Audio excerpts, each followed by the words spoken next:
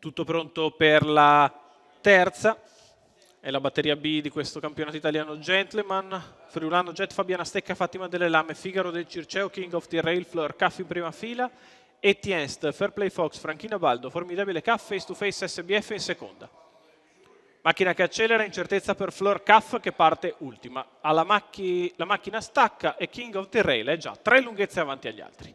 King of the Rail al comando nei confronti di Figaro del Circeo che scavalca Fabiana Stecca.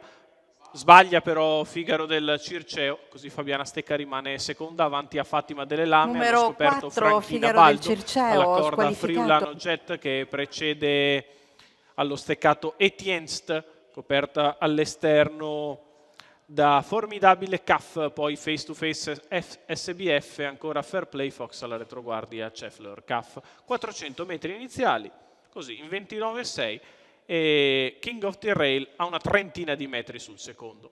King of the Rail sempre in vantaggio, Franchina Baldo che si impegna allo scoperto, cerca di scavalcare Fabiana Stecca per portarsi seconda, 600 metri iniziali in 44,9. King of the Rail è chiaro in avanti nei confronti di Franchina Baldo che passa seconda su Fabiana Stecca, poi Fatima delle Lame, Formidabile Caff, Face to Face SBF, Fleur Caff, Etienne, 59,7 i primi 800 di gara. Il battistrada che continua ad andare via di buona lena, sempre una quindicina di metri su Franchina Baldo, poi Fabiana Stecca, quindi Fatima delle Lame non cambia niente, con Michele Bechis che controlla le operazioni, Elena Villani che cerca di riavvicinarlo, ma Franchina è richiesta da un po'. Poi nella terra di nessuno c'è Massimiliano Michelotto con Fabiana Stecca, poi Face to Face SBF che infila di dentro Formidabile Caff, c'è un cross dietro tra Etienne e Fleur Caff.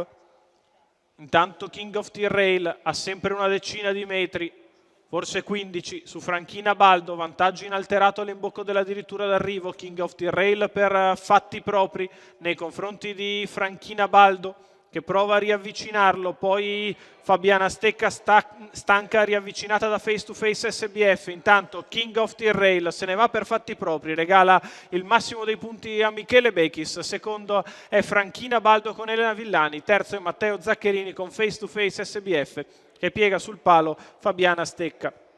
Tutto facile per King of the Rail, Michele Bechis, Nicolò Venturi, i colori di André Farrugia, figlio di Cash and Go che si impone chiaramente nei confronti dei rivali. Franchina Baldo è seconda, al terzo posto finisce Face to Face SBF.